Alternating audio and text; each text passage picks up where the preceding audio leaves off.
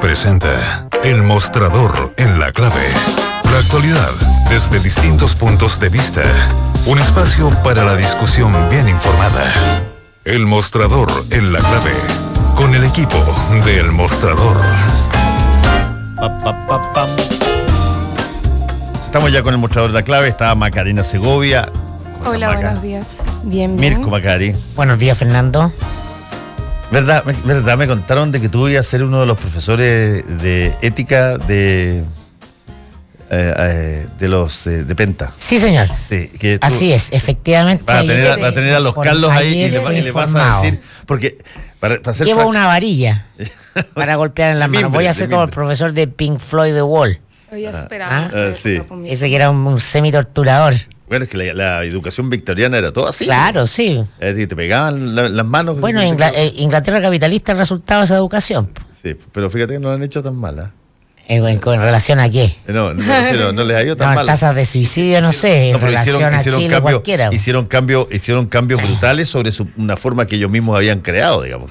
Cosa que aquí no somos capaces de integrar vecinos de distintos pelaje social porque se produce un miedo patético a que, van a llegar, si quizás vienen hasta los de La Pintana, decían ayer en televisión.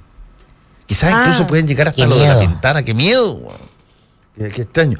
Bueno, pero hay toda una corriente en las redes sociales sobre quiénes pueden ser los profesores que lleven a cabo esta sentencia. ¿Y dónde? Esta parte de la sentencia. Que los dos quieren ir a hacerle clases de ética. ¿Esto en una facultad?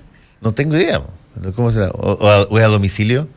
¿Para clases particulares? Claro, clases particulares. ¿O volverán a San George? No, pues si no se acuerdan dónde queda. No, ¿Cómo que no? ¿Sí? Ellos son de San George, de la no del San George. ¿Sí? Pero esa es una pregunta que ha surgido. A ver, ¿quiénes son tipo de escuela? ¿Quiénes son los profesores? ¿Quiénes están capacitados para dar clases de ética a los Carlos? Yo creo que una semana en una clase común en La Pintana es suficiente. A propósito de La Pintana. La escuela pública en La Pintana una semana, yo creo que con eso se iluminan más. Bueno, esto no tuvo resolución penal, pero una de las cosas que tiene el paso por la cárcel es que la altanería se te baja rápidamente. Es un buen curso de humillación necesaria, humillación, yo te diría, útil. Cuando tú pasas por la cárcel. No, yo creo que esa prisión preventiva fue muy ejemplarizadora. Bueno, fue entró tanto en pánico el mundo de la élite que rápidamente el Poder Judicial suspendió la televisación de los casos de platas políticas. Una medida inmediata, porque la televisión te genera ese clima. Fuimos ahí que vimos los alegatos de los fiscales, ¿no? Y entonces la voz del pueblo tenía, como igual que en Roma, el dedo para abajo, completamente. ¿No? El juez no salía vivo si no los mandaba en prisión preventiva. Yo no digo que sea no digo que sea bueno o que sea malo, o sea, los fallos absolutorios con televisión en estos casos no son posibles. Te generan revuelta social. No el poder de la televisión. Yo no creo. Yo no creo que generen revuelta social. No, a ver, no en el sentido. Chile nada genera de revuelta social. No, pero genera mucho más. Genera más resentimiento, genera rabia, genera indignación. O sea, tú no puedes venir aquí que trabajas en la televisión a disminuir el poder de la imagen. No. El poder de la imagen es decisivo para crear opinión pública. No, yo lo que disminuyo es el poder de trasladar un sentimiento a una acción, que es lo que tú dices, porque tú estás hablando de una conducta, tú dices, esto genera que es prácticamente como si toda la gente fuera a salir a la calle a decir que esto no puede ser. De que genera resentimiento, la gente genera resentimiento mucho más. Es como chileno saca ese resentimiento. Cuando son las redes sociales. El resentimiento es una cosa que te carcome y te da rabia y tú dices, nada, nunca va a pasar, y eso es lo que sí genera en términos de conducta, puede regenerar cuando es una cosa permanente, apatía, o sea, no, ¿qué tengo que ir a votar? Cuando se pasan las mismas cosas de siempre y siempre han salido estos gallos fuera para acá. Y segundo, radicalización en algunos casos te pueden pillar a uno de estos gallos en un restaurante y te lo agarran a patada y palo. porque consideraron de que el país no hizo justicia y por lo tanto siente que tiene que hacerla. Se puede expresar de muchas formas esa indignación. No digo que sea de una. Y eso es lo que se está sembrando. Pero al evitar transmitir en televisión los procesos de justamente la prisión preventiva de los Carlos, es que hay una noción evidente de que eso genera un desde muy distinto para la justicia. Si estos casos hubieran seguido siendo televisados, si estas audiencias que vienen, si fueran televisadas, ¿no? que te alteraría el clima. Por lo pronto, pondría en la palestra el tema mucho más fuerte de la pedida de remoción del fiscal nacional. Si las cosas están todas imbricadas unas con otras y las imágenes no son reemplazables en su poder en la sociedad en que vivimos. Nada tiene el poder de la imagen, y de la imagen además en cadena de televisión, nada. Ese es el mayor poder de la sociedad hoy día. El mayor castigo de los pentas es el haber estado en televisión. O sea, eliminar de la imagen de la retina pública esa escena en donde están frente al juez y se está dando la resolución, finalmente. Es como... Y los alegatos, porque vimos los alegatos, lo que decían los fiscales. Claro, entonces te tiraban los antecedentes y eso me sorprendía. Distinto verlo que leerlo después, o escucharlo por la radio incluso. Muy distinto. Sí, no, sin duda. Yo eso no lo minimizo, todo lo contrario. Pero lo que digo es que este es un país pasivo, no es un país activo en ese tipo de cosas. Y reacciona en actividades, si tú quieres, individuales o de patota, más que en cosas tremendamente masivas. Claro, alguien me podría decir, pero mira tú lo de Barrancones, mira tú el movimiento No Más FP. Sí, la FP fue por una sensación de indignación que lograron sacar 1,5 millones de personas a la calle. Exacto. ¿Y tú, ¿qué es lo que hace el sistema que no quiere cambiar la FP sobre eso? Te dice, espérate un ratito. No. Espérate un ratito. Fue controlado. Pero te dice, espérate un ratito, esta cosa a menguas. Salen la primera vez, la segunda vez, la tercera vez empiezan a disminuir y ya... Pero marcó la agenda, ¿cuánto? ¿1 año y medio? Por supuesto, lógico. ¿No? Marcó la agenda 1 año y medio. Y todavía después de ese año y medio, las personas que se están jubilando con yo estoy de acuerdo contigo que el sistema es ineficaz de modificar eso, aunque se modifique todo, pero falta masa también todavía que esté jubilada a través de ese sistema. Claro, ahora eso es, el capital de indignación se va moviendo. A diferencia de, por ejemplo, y eso te lo concedo totalmente, ponte el movimiento feminista, que está basado en conductas impropias que se reproducen todo el día. Tú podrías tener personas que salieran a denunciar lo que un jefe o una jefa les pidieron que hicieran a cambio de favores o cosas así, podría ir todos los días denunciarlo. Por lo tanto, eso se te va reproduciendo y te genera más posibilidades de cambio porque la indignación por lo que se sabe o lo que se conoce permanece. Pero la ola feminista tardó bastante en retornar. Hay que pensar que esto fue a mediados de los 60, la segunda, la tercera, y ahora, ¿cuánto demoró en Chile? Los 60, los 80 y... Claro, pero después también se mezclaba con otras luchas un poco más complejas, como la resistencia a la dictadura, y seguía siendo postergada también dentro del mundo político. La dictadura es un movimiento de eclosión social. Todos los años 80 son un movimiento de rearticulación de los tejidos sociales, y se rearticulan todos los movimientos. Yo te voy a decir una cosa, Maca. El tema del feminismo o el tema de la emancipación femenina no fue un gran tema en el combate a la dictadura. No, por eso te digo, no fue fuerte en esa época. Totalmente marginal. Claramente había otras luchas estratégicas más importantes en esa época, pero se demora, ya después terminada la dictadura, ¿cuántos años en retornar? Es que tú estás hablando de retornar porque en alguna parte de la historia hubo sufragistas que quisieron pedir el voto femenino y hubo una serie de que... Pero como movimiento, así, acaba recién de aparecer. No lo digo por eso, digo porque el tejido del movimiento feminista responde al quiebre entre el feminismo institucional y el feminismo social, que fue a mediados de los 90, y son las mismas académicas, son las mismas luchadoras sociales, las que empezaron a formar a las estudiantes que actualmente estaban liderando las tomas feministas en las universidades. Son el mismo núcleo. Son exactamente el mismo núcleo. Pero ¿qué es lo que tú consideras que de los años 60 hoy día 50 años es mucho? Yo creo que es poco, en términos de mirada histórica, en menos de la vida de una persona. ¿Cuánto es lo que se demora en retornar un movimiento? Por ejemplo, siempre después del 2011 se decía, ¿cuándo va a volver a retornar un movimiento estudiantil tan fuerte? 20 años van a ser. Es aleatorio, por lo menos. Porque ya hubo el 2006 el pingüinazo, el 2011 pasaron 5 años. Pero es la misma generación. Sí, es la misma generación. Entonces, para pensar que haya una estructura nueva dentro del mundo estudiantil son por lo menos 20 años. Pero tú, por ejemplo, tienes hoy día, y es interesante comparar situaciones, tú tienes hoy día de que un tema te provoca terror y tú sales al tiro. El tema de los vecinos de Las Condes... ¿Cuánto se demoraron en salir a movilizarse? A movilizarse, nada. Meses desde que se anunció. Sí, no, pero 2 meses.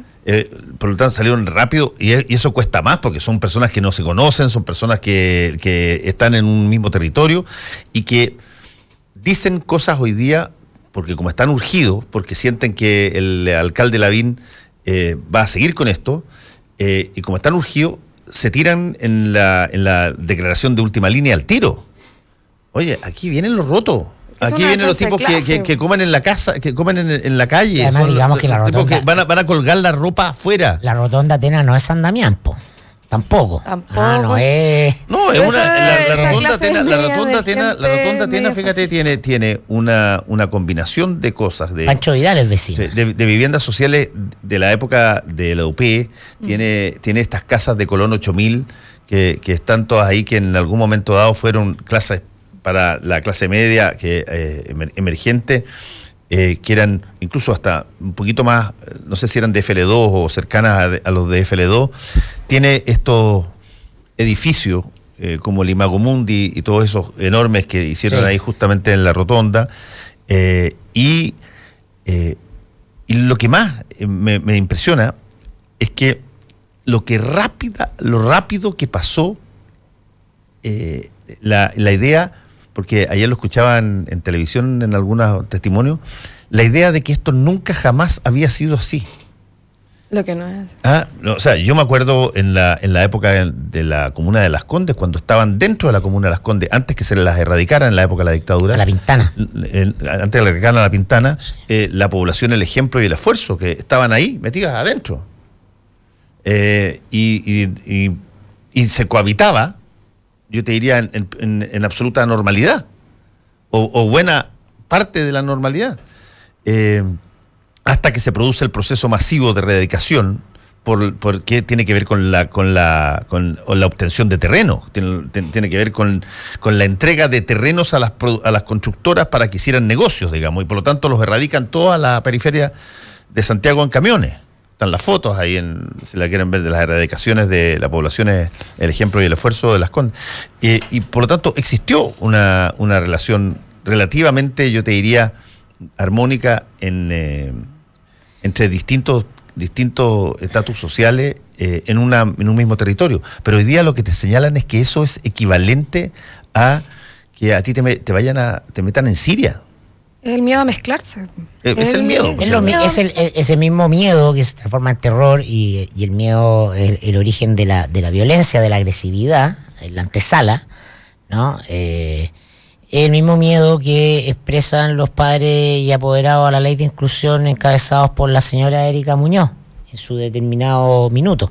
La ley de inclusión es eso, es decir, ¿por qué no me dejan pagar 20.000 pesos más en el particular subvencionado con nombre ridículo británico y porque es más que la señora que puede pagar 3 lucas? Y no quiero mezclarme con la que puede pagar 3 lucas de subvención. Y eso lo puede llevar a todo el país. Y en ese sentido, a mí me viene la reflexión macro que eso está instalado. Yo no juzgo a esas personas, porque esas personas son muy interesantes como producto del modelo, son el resultado, de la asociación eficaz del tipo de sociedad que construimos, que diseñó la dictadura y perfeccionó la concertación. Es el sujeto mega individualizado, despolitizado, y al estar despolitizado está desconectado de otros, que compite con otro. ¿Por qué le van a dar a otro algo que a mí me costó? ¿Por qué me traen a alguien diferente a mí?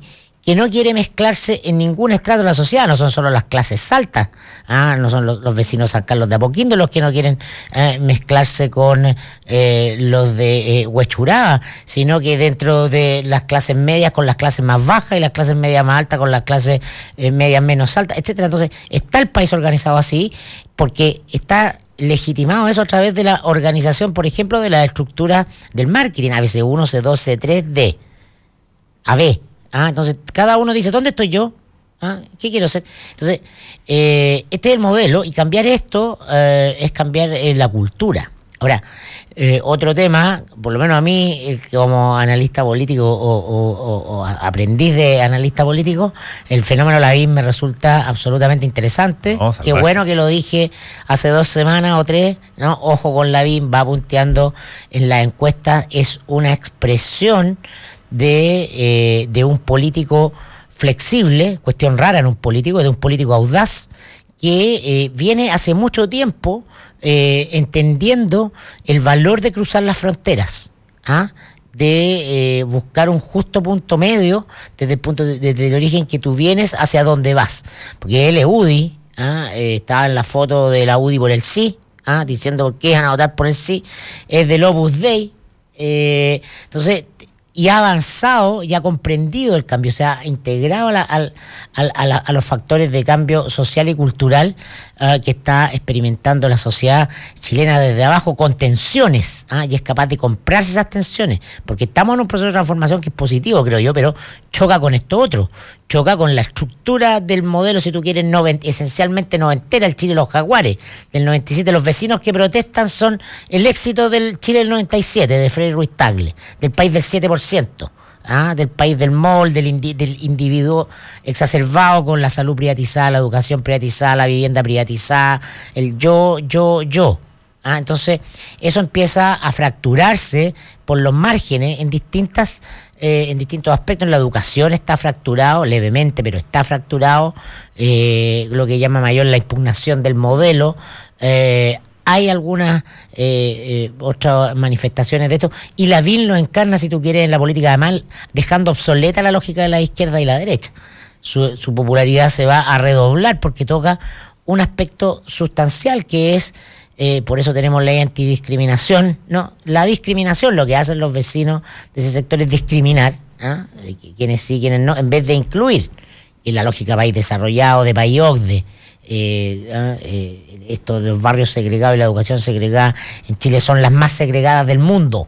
No, te lo decíamos, lo explicaba muy bien Mario Weisblut, ¿no? La educación chilena es la más segregada del mundo, y eso tú lo extrapolas a otro ámbito como el de la vivienda, el de los barrios, etcétera.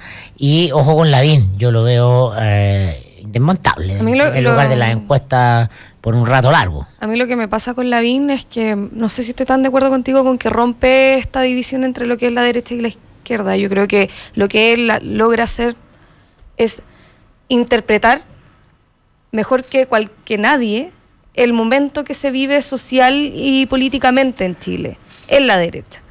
Y en ese contexto comprender que está tan deslegitimada la política, está tan roto el sistema de legitimización que tiene el sistema político, que dice aquí hay que retornar a la gente. Y en ese contexto y en ese retorno a la gente a través de los municipios, si nos damos cuenta, desde la izquierda, Jadwe, Charp, son quienes tienen mayor visibilización también y como mayor recepción de la ciudadanía, es volver a lo local, es retornar a mejorar desde lo local.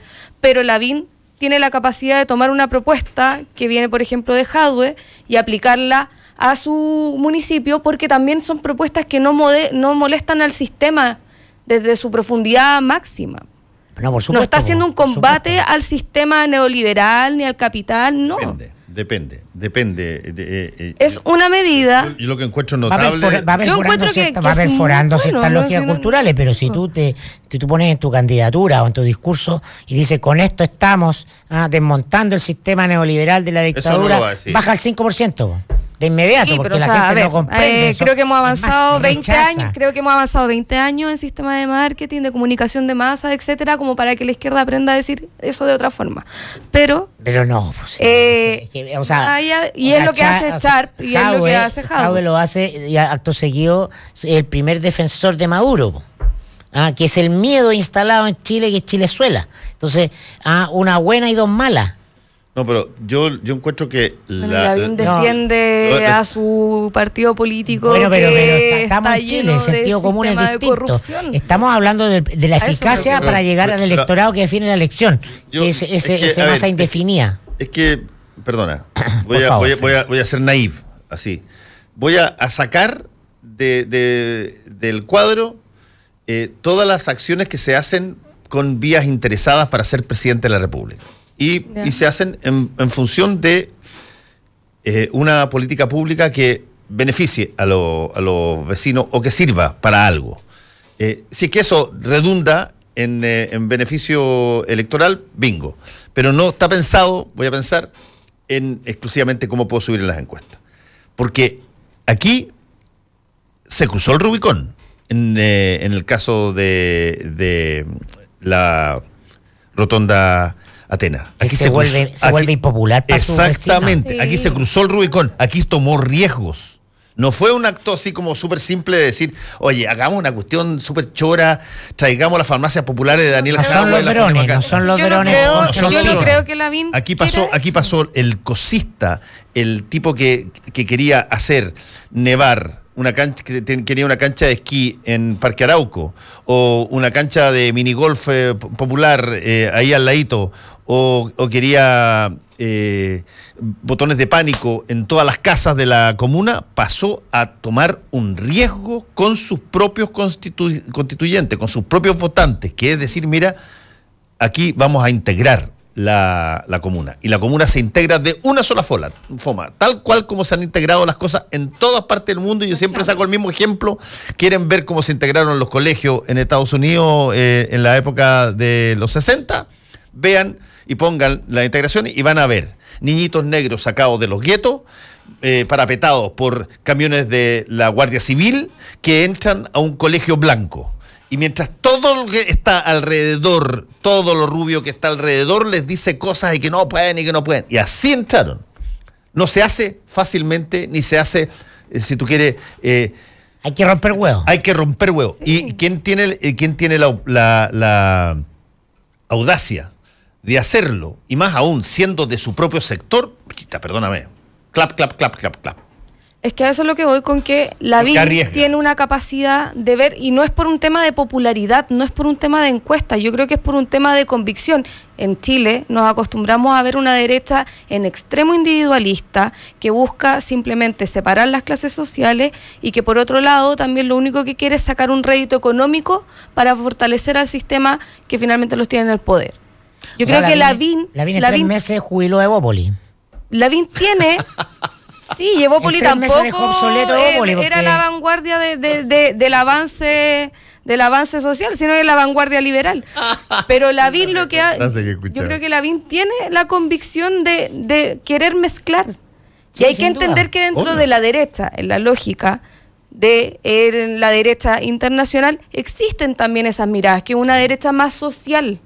Entonces, en ese aspecto, y como que más allá de la máquina política de querer instalarse como candidato presidencial, es comprender que la derecha fraccionada dentro del sistema que hay actualmente, porque lo que pasa en la izquierda también pasa en la derecha, lo que pasa en la nueva mayoría también pasa en la derecha, empieza a retornar a otros orígenes, que no son necesariamente el origen neoliberal que se impuso en dictadura acá en Chile. Yo creo que lo que le falta a Lavín, desde el punto de vista, yo creo que todo político, y Lavín lo es sin lugar a duda y lo ha demostrado, porque la mayor característica de un buen político es que te saquen la mierda y te puedan levantar después.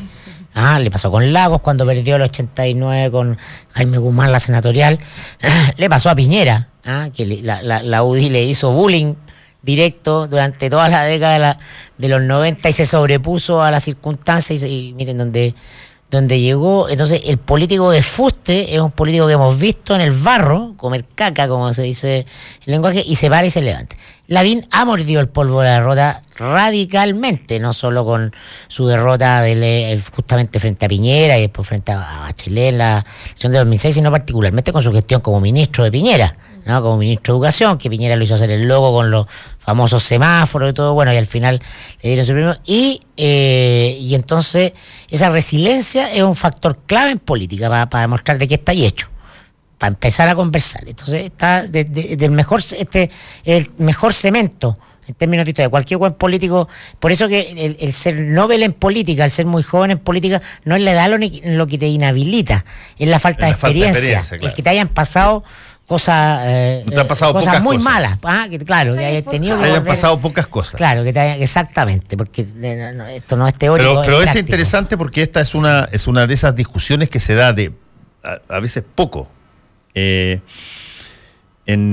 políticas públicas y que demuestran, por ejemplo, cuál es el talante que tiene la persona que las implementa. Yo, por ejemplo, dentro de todos los chaqueteros que se es y se ha sido con Eduardo Frei Ruiz Tagle, qué sé yo, que nada más que el apellido del padre, que un gallo más o menos parco, pero lee novelas de Morris West nomás, claro que las leemos todos, pero que lleva los matinales, todo lo que tú quieras, de todo lo que tú quieras, todo lo que tú quieras, pero yo tengo que confesar que había que tener las cosas muy bien puestas para decretar el fin de la pena de muerte cuando el 80% del país quería que la pena de muerte siguiera. Y esa era una cosa que tú tenías que asumirla como cuestión propia y aguántate nomás. Bueno, en una de esas le pasó la cuenta o no. Pero hay ciertas cosas que, y eso Mirko lo hemos conversado montones de veces, ciertas cosas que se hacen en política donde no hay riesgo de por medio. Es fácil, es vistoso, es pura cámara y es pura imagen. Y hay ciertas cosas que se hacen en políticas cuando hay riesgo de por medio. Cuando tú puedes costarte el cuello, eso pregúntale a la Theresa May. Cuando llamar a elecciones sin tener que haberla llamado y ahora está a punto de que le peguen un chuletazo. Hay cosas que tienen riesgo de por medio y cuando esas cosas tienen riesgo de por medio, sobre todo dentro de tu mismo ámbito de votante, y tú sales adelante porque consideras que la política pública es algo que beneficia, chapó. Y es distinto. Que es donde debería retornar. Solo le falta renunciar táctica y hábilmente a la UDI. No, eso no lo va a hacer. Porque en mi humilde opinión, creo que es lo que le falta para coronar una carrera presidencial. En algún minuto, la UDI es un lastre. Porque la redención de Lavín, en términos públicos, yo creo que es una redención que él quisiera que fuera de la UDI también. De la UDI popular. Tiene que haber una suerte de cambio de timón, sin duda. Esta UDI feminista de Jacqueline Van Rieselberghe probablemente no funciona en la realidad. Claro, la UDI, a menos que la UDI se de vuelta completamente, se lavinice por completo, implica ciertas tensiones, es una carga. La UDI en términos de memoria histórica es una carga, pero el Lavín que pone la bandera del orgullo gay en la municipalidad para el día del orgullo gay. Eso es un riesgo también. Sí. Pero quién sabe, quién sabe que la historia de la UDI dentro de 30 o 40 años va a ser escrita como la UDI que fue durante un tiempo de Jaime Guzmán y terminó siendo la UDI de Joaquín Lavín. Un instrumento en la política, No sé si va a ser. Puede ser, pero puede ser. Hacemos un alto y volvemos. Hora clave. 9 de la mañana, en punto. 92.9. Somos como tú. Somos la clave. Los que sabemos de café, conocemos el secreto. Hace más de 75 años que en Cabrales buscamos en las plantaciones los mejores granos para darte el mejor café como a vos te gusta. Tostado por manos expertas, de exquisito aroma y sabor y en todas las variedades. Cabrales es ideal para disfrutar en todo momento y lugar. Cabrales significa buen café. Encuéntranos en los mejores hoteles, restaurantes, cafeterías y supermercados del país. Pedí una demostración en cafecabrales.cl y descubrí por qué somos el café número 1 de la Argentina. Cabrales, dedicados al café. Para hacer un buen negocio, necesita ser un gran anfitrión. Para organizar un seminario productivo, debe elegir el lugar correcto. Visite Hotel Los Nogales y compruebe que superaremos sus expectativas. 5 salones de hasta 300 personas con equipos audiovisuales, estacionamiento y Wi-Fi de alta calidad. Cotice en hotelnogales.cl o al 223-356958. A 2 cuadras del Metro Estación Los Leones. Hotel Nogales, Los Nogales 741 Providencia. Y ahora se sube al escenario a recibir el premio a la más buenísima para llegar a jugar con los niños. Redoble de tambores. El premio va para Belén Orellana. ¿Y sabes para qué también es buenísima ella? Para tomar manantial. Y cuando lo hace porque tiene el auténtico sabor del agua. Y es buenísima, porque es la única agua chilena premiada con el Superior Taste Award 2017. Y es buenísima, porque la puedes tener en tu casa u oficina. Pídela en manantial.com. ¿Tenemos a Claudio?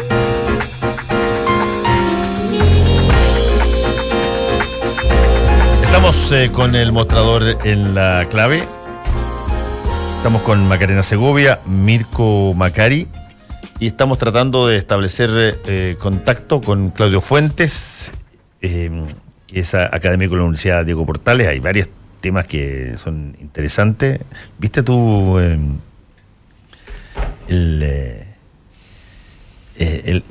lo que se viene encima ahora, que es esta discusión sobre si debe o no debe a ver, Chile Vamos reaccionó a la queja que hizo la mesa de la Cámara de Diputados contra el presidente Piñera por el asunto de la escasez de proyectos de ley, y por lo tanto se sanciona a la Cámara, que es bien interesante el concepto, porque la mesa de la Cámara, la pregunta es, ¿puede representar a algo más que a sí misma o no?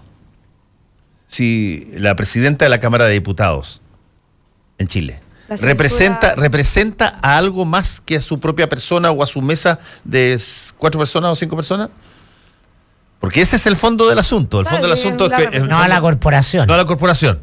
Y lo que dicen los diputados que yo he escuchado hablar en torno a este tema es que no representan a la Cámara, que eso se establece en acuerdos ad hoc, en acuerdos individuales, cada uno, ¿no? ¿Con los comités? Claro. Es que no están así porque hay votación y hay elección. Lo que pasa es que tienen que armar acuerdos entre comités para poder lograr tener la presidencia de la Cámara, y ahí ya la derecha quedó en desventaja y ganó la oposición. Pero lo mismo, ahora ya tenemos a Claudio Fuentes con nosotros. Claudio, ¿cómo estás? Hola, buenos días, ¿cómo están ahí? Estamos hablando sobre esta disputa que hay ahora que Chile censuró a la mesa de la Cámara de Diputados, y la pregunta es básicamente, cuando habla la mesa de la Cámara de Diputados, que es la presidenta, el vicepresidente, qué sé yo, ¿representa o no representa a la Cámara? Y yo tengo la impresión de que por lo menos gran parte de la Cámara considera que no la representa, que eso se hace en acuerdos más amplios, donde se obtienen justamente acuerdos ad hoc para una determinada cosa, no así por el solo hecho de tener presidentes o vicepresidentes. Así es, o sea, generalmente cuando hay declaraciones de la corporación se busca el acuerdo político que se traduce en un diálogo, en una negociación y en una declaración en donde todos apoyan las bancadas. Creo que en este caso no se dio así, pero siempre hay resquicios para eso. O sea, la presidenta puede decir, yo estoy hablando a nombre personal y no de la Cámara, y esta es mi opinión respecto de lo que dijo el presidente, de modo de salvar ese elemento. Ahora, cuando habla Maya Fernández, obviamente la prensa, etcétera, habla la presidenta de la Cámara de Diputados. Entonces, yo creo que hay formas de evitar ese elemento. Yo creo que en este caso, obviamente por tratarse del presidente Piñera y lo que dijo respecto del trabajo o no trabajo de las corporaciones, creo que no hubo un acuerdo político previo para sacar esa declaración. Eso está claro que no hubo. La duda en la cual tú de alguna manera lo estás aclarando también, Claudio, es que por más que un organismo que está elegido o convenido para representar las principales cargos de una institución, ese organismo, en el caso de la Cámara de Diputados, no hace que automáticamente lo que se plantee como mesa sea representativo de lo que se piensa, y lo que estaban diciendo básicamente ayer es que para decirle al presidente una queja o una crítica tiene que producirse un acuerdo ad hoc y no una opinión de la mesa. Así es. Así y eso pasa con todo, o sea, con la Corte Suprema, con todas las organizaciones colegiadas y en donde existe un colectivo, se busca el acuerdo para no tener este tipo de problemas. Ahora, en el fondo, la chimuchina política esta semana, porque este episodio de tensión con la Cámara de Diputados reafirma la idea de que para el gobierno el Congreso es un campo minado. Las propias reuniones en estilo cocina Saldívar en la casa de Chadwick con los senadores hablan del diseño de un gobierno y dicen: solo puedo lograr cosas en el Senado, en la Cámara de Diputados estoy muerto. Y por lo tanto la resistencia a apostar por un diseño, por poner énfasis en lo legislativo, a mí me parece que es correcta. Todas las señales te hablan de que lo inteligente es irse por otro lado, ¿no? Totalmente. Acá, o sea, esta semana precisamente lo que tú dices, Mirko, yo creo que primero es que Chadwick se convierte en el articulador de la operación de tratar de sacar proyectos. Y Blumel es hombre muerto caminando. Exacto. Yo creo que ahí hay un elemento claro de que hay un Panzer, llamémoslo, haciendo el símil con lo que fue Insulza, con Lago, un Panzer que se instala y que dice: ya, aquí hay que buscar acuerdos políticos, hay que hablar, dialogar. Una de las quejas de los presidentes de las comisiones es que Blumen pasaba por el pasillo del Senado y no nos saludaba, no nos respetaba, porque los senadores tienen y las senadoras tienen hay un ritual de inicio de gobierno de llamarlo, de reunirse, de explicar la agenda, y esa parte de la negociación yo creo que no se dio, y por lo tanto había una queja que se fue incrementando, y yo creo que acá lo que pasó es que un gobierno de minoría que requiere pasar proyectos entiende, y yo creo que Chadwick, al haber sido senador, entiende que un gobierno de minoría, como lo fue la concertación, el mismo esquema, como fue la concertación durante hasta Bachelet 2, siempre buscaba el acuerdo político en el Senado. Todo el acuerdo de la reforma constitucional fue por el Senado, fue Saldívar, Larraín, Espina, etcétera, etcétera. Y por lo tanto, lo natural de un gobierno de minoría es buscar el acuerdo en el Senado, porque son más conservadores, porque tienen más disposición al diálogo, tienen una noción los senadores de tener una prestancia mayor respecto de los diputados. O sea, creo que es tan simple como que ahí están los caciques, pues. Exacto. Están los caciques de los partidos, está el dueño del PPD, claro, están los que roncan en la ADC. Exacto. Entonces, en gobierno de minoría lo natural es buscar el acuerdo en el Senado primero, hablar con ellos, sentarse, escucharlo, tomar ideas de ellos, incorporarlas en los proyectos. O sea, ese trabajo yo creo que no se hizo en los primeros 100 y tantos días, y Chadwick entiende eso. Creo que es queda Blumel un poco placé respecto de lo que había intentado hacer él, y trata de dinamizar una agenda política, y además que parece ser que este ruido de la sequía legislativa, ¿te acuerdas que estuvimos hablando meses de eso? Parece que era algo cierto, porque el presidente y el Ejecutivo empieza a enviar proyectos por fin a partir de la semana pasada. Claudio, hola, Macarena, por acá. Hola. Pero a mí me parece, al menos lo que yo logro ver en el Congreso allá, que las estrategias tampoco no están tan equivocadas. Yo creo que era necesario diferenciar una estrategia desde el gobierno. Porque Blumel, o Baby Blumel, como en algún momento le pusimos en el diario al ministro, lo cual le causó harta risa al ministro, él sabe moverse en la Cámara, en una Cámara de Diputados distinta.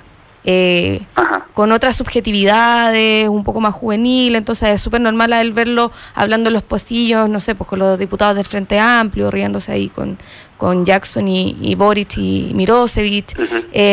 Sabe moverse dentro de esta nueva Cámara de Diputados. Yo creo que a él no tuvo la jineta necesaria para enfrentarse a una negociación en el Senado. Y creo que por eso aparece la figura de Chadwick, porque son formas distintas de operar. En la Cámara, por ejemplo, hoy día tienen un tema con la ley de trabajo de estudiantes, bien compleja y Blumel logró sacar adelante la ley y lo más seguro es que hoy día la aprueben en general y después aprueben como las modificaciones en específico.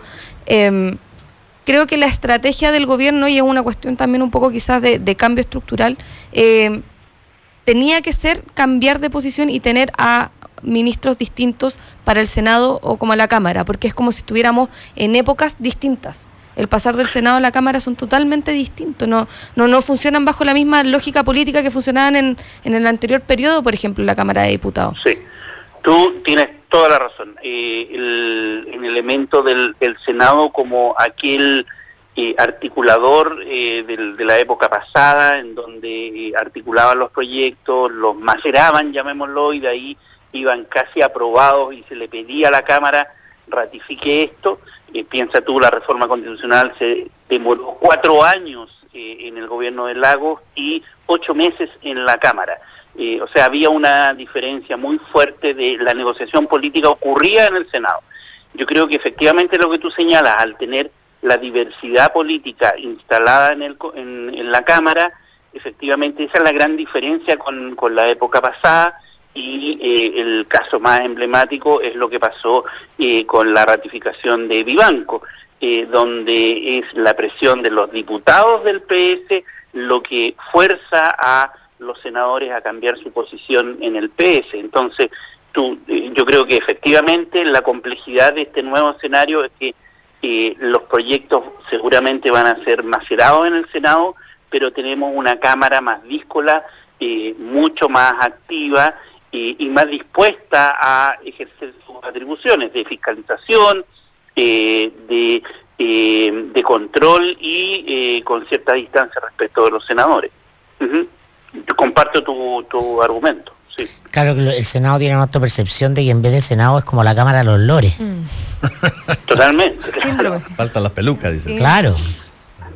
No, sí, hay mucho de eso y sí, históricamente siempre ha habido una noción de la cámara alta y la baja, esta noción de que usted es un soldado y todavía no un general, yo represento mucho más, un distrito, una región mucho más amplia, entonces efectivamente se genera esa distancia cultural entre ambas corporaciones. Además que, digamos, una cosa práctica, porque también hay algo de práctico en esto. Los senadores pueden darse el lujo de no preocuparse de sus elecciones y sus reelecciones durante 7 años, digamos, mientras que los diputados están más urgidos, están con una ansiedad mayor porque tienen amenaza 2 o 3 años inmediatamente después de instalados. Sí, totalmente.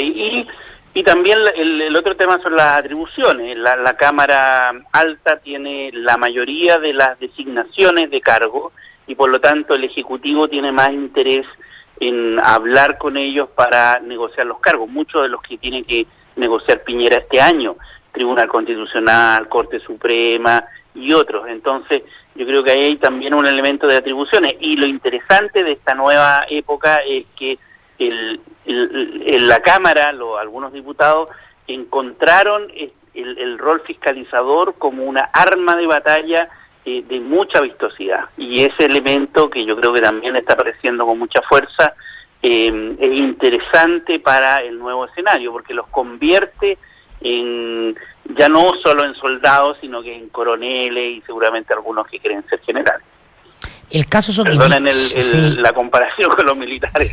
Oye, Claudio, el caso Soquimich, ayer tuvimos los anuncios de las penas que va a pedir la Fiscalía para los inculpados. O sea, en un contexto bien interesante, por cierto, al pedir cohecho para Longueira y soborno para Contese, está la mirada chica, ¿no?, que te hace ver, oye, la diferencia con Penta, con el fiscal de Penta. Pero también se da en el contexto de que cae como anillo al dedo para que la Fiscalía pueda exhibir que efectivamente sí está tratando de apretar a los políticos cuando un grupo de parlamentarios del Frente Amplio y el resto de la oposición piden la destitución del fiscal nacional, después de que durante todo el año de la campaña presidencial y parlamentaria no se oyó padre de los casos de platas políticas. Sí, yo creo que la Fiscalía en general está muy sensible a a los contextos políticos, y yo creo que en un contexto político como el que estamos viviendo, esas señales que tú estás interpretando, yo creo que son parte del juego político que los fiscales, aunque ellos obviamente nunca lo van a reconocer, yo creo que es parte de la escena política. O sea, yo nunca he pensado que, y yo creo que hay mucha literatura de hecho sobre el tema de que podemos vivir aislados y que un juez va a juzgar en derecho solamente. Esa noción legalista yo creo que siempre está muy sensible al contexto. Es un infantilismo de la cultura jurídica chilena, eso sí. Totalmente, yo creo que en todo ámbito, el Tribunal Constitucional, la Corte Suprema, los jueces, los fiscales, todos somos sensibles a los contextos, y por lo tanto yo creo que acá esta diferencia a mí como tú lo dices, yo creo que tiene mucho que ver con lo que está pasando también con Abbott, es decir, da señales políticas respecto del rol que tiene la Fiscalía. La propia Fiscalía yo creo que está preocupada de su imagen pública, porque también ellos operan como corporación. Sin duda, hay un poder corporativo. Gómez es un fiscal designado por Abbott en su relevancia pública y la importancia de entrar a las bandas políticas. Es una decisión de Abbott, es un hombre de su redil, ¿no? Es parte de la negociada que hubo entre Javiera Blanco, representando al gobierno de Bachelet, y Abbott, y la relación de Abbott de Javiera Blanco con la señora de Gómez, ¿no? Con la ex ministra de Justicia de Piñera, Patricia Pérez, a quien nombró conservador de bienes raíces, creo que en algún lugar de la quinta región, no recuerdo bien si fue, no me acuerdo bien dónde fue, pero está escrito en todo caso. Déjame llevarte a otro tema, que todo este tema descansa en la interpretación de una frase, y la frase es: no me consta. Yo fíjate, creo que han habido pocas situaciones donde se pueden dar las vueltas a una serie de tortillas, digamos. ¿Te refieres a los casos Penta, no? No, me refiero a cuando ayer es interrogada Natalia Compañón en el marco de toda la situación del caso Cabal, y le preguntan sobre si es que la primera defensa que ella tuvo fue pagada o no fue pagada con gastos reservados de la Presidencia de la República. Y ella responde: no me consta. Lo que dice muchas cosas, porque, a ver, lo primero que dice es que ella no pagó la defensa, porque si que ella hubiese pagado la defensa, sabe exactamente cómo se pagó, y por lo tanto dice: no, lo pagué yo con un cheque mío, y para eso tengo recursos y chao. Por lo tanto, ella no pagó su defensa. Y lo segundo, no me consta, es lo más cercano posible a decir: mira, no me extrañaría. Con lo que se vuelca este tema y se instala en una situación que hasta ahora no había sido investigado respecto de no solamente si es que había apoyo maternal, digamos, apoyo de cariño, sino que había habido apoyo, es que yo tengo la sensación que por cualquier vía es irregular, si es que acaso se pasaron plata de la presidencia para la defensa de un particular. Sí, yo creo que o sea, no hay mucho que decir respecto de eso. Yo creo que es bien evidente la ambigüedad en el tema. Yo creo que es un zarpazo a la presidenta nuevamente, a la expresidenta Bachelet, y creo que es el gran dolor de cabeza que tuvo y que va a tener de por vida su carrera política. O sea, el tener familiares que están poniendo en duda cómo se financió todo esto, el rol que ella tuvo, o sea, todo el desarrollo de ese caso, yo creo que es lo que más afectó. Evidentemente le afectó mucho en la opinión pública, pero también personalmente, y yo creo que también va a limitar sus futuras intenciones, si es que llega a tener alguna intención. Sí, ahora quizás uno puede ver un link con el hecho de que Bachelet haya encabezado una carta de dirigente de la izquierda chilena en apoyo a la candidatura de Lula, a la excarcelación de Lula para que sea candidato, incluyendo al papá de Neos, a Carlos Ominami, a Gabriel Boric. A quien tengo hoy día en última mira, justamente para discutir ese tema. A Gabriel Boric, ¿no? Que mientras acá va contra el fiscal nacional por tener mano blanda con los políticos corruptos, le pide a la fiscalía brasileña que tenga mano blanda con Lula para que sea candidato, en una voltereta inexplicable, a mi juicio, un error de Boric. No sé qué te parece a ti. Eso yo creo que el tema de los presidentes caudillos de la izquierda latinoamericana ha sido nefasto. Sí, no, a mí primero me sorprende la heterogeneidad de la lista, o sea, desde Ominami hasta Jackson y Boric firmó, no, yo vi a Jackson, pero no sé a Boric. Hay una heterogeneidad que yo escuché que es muy raro.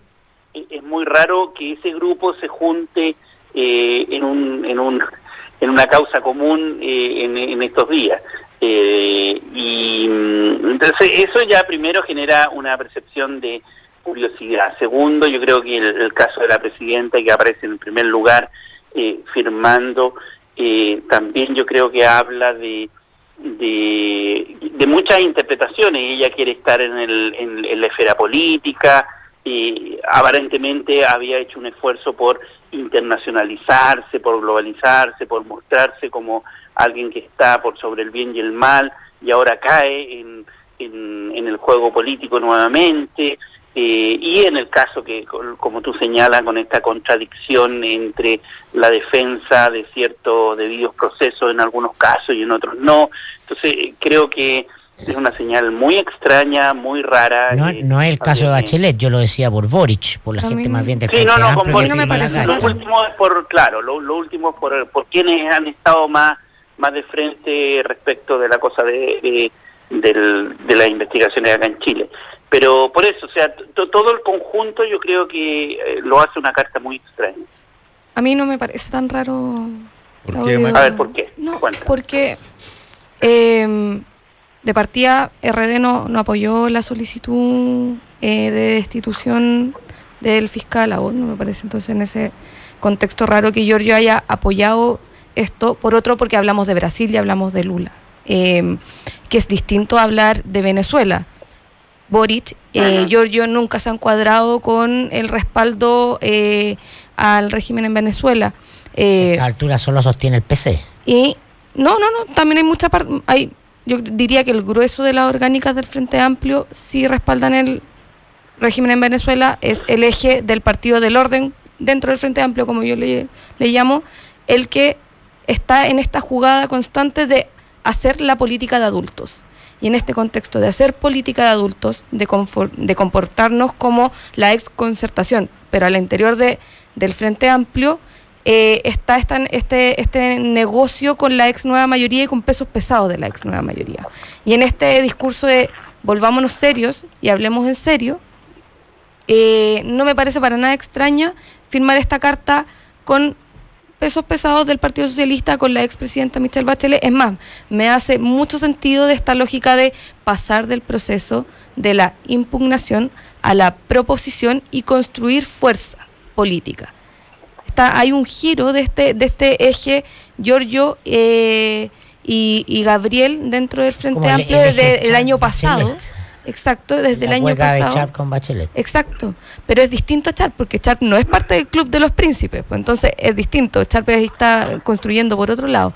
Por eso a mí no me parece tan extraño esto, y creo que tiene mucha correlación con el giro de la irrupción de Crispi desde el año pasado dentro del Frente Amplio. Sí, ahora... concordando en ese esfuerzo político de un grupo dentro del Frente y dentro del PS que dicen, si no nos unimos vamos a ser arrasados en las próximas elecciones y por lo tanto necesitamos coordinarnos, etcétera. La pregunta es que hasta qué punto el primer elemento de coordinación que vamos a tener, o uno de los elementos de coordinación simbólicos relevantes, va a ser una carta de apoyo a un expresidente que está siendo acusado de corrupción. O sea, políticamente... Y eso parece un paso en falso, sí. A mí me parece un paso en falso para algunos grupos que están ahí. Es decir, sumarse a una carta donde está Ominami, que ha sido cuestionado por el caso Soquimich, y otros, yo creo que le genera un costo político eventual a algunos actores del Frente Amplio. Ese es por eso esa es mi extrañeza. Yo comparto contigo que hay un esfuerzo de un sector del Frente y un sector de la izquierda de coordinación y de búsqueda de entendimiento y de diálogo, y en eso han estado en estos meses. Pero creo que no sé si hasta qué punto esa carta y en ese particular tema, que es el tema de la corrupción, va a ayudarlos a ellos a sumar, o sea, a ser coherentes con el discurso que tienen domésticamente acá en Chile. Sí, en la incapacidad, a mi juicio, de ver que en este tiempo histórico que estamos viviendo, la principal amenaza a la democracia y el mayor producto del mismo modelo que ellos combaten es la corrupción. La corrupción es el síntoma de descomposición de la política y ellos son parte de la corrupción. Y entonces no ven esa línea divisoria con nitidez, a mi juicio. Exacto. Bueno, muchísimas gracias a Claudio Fuentes, académico de la Universidad Diego Portales, por este contacto con el Mostrador en la Clave. Que te vaya muy bien. Gracias, Claudio. Gracias, Maca y Mirko. Tengan un buen día. Don Fernando. Que les vaya muy bien. Pasen bien. Actualidad con ojo crítico, información desde distintos puntos de vista y discusión bien informada. Fue El Mostrador en la Clave, con el equipo del Mostrador y Combinación Clave. A las 8 de la mañana, en Combinación Clave, damos el puntapié inicial del debate y la opinión. Claro, Fernando, y a las 11 tomamos la pelota y nos la jugamos.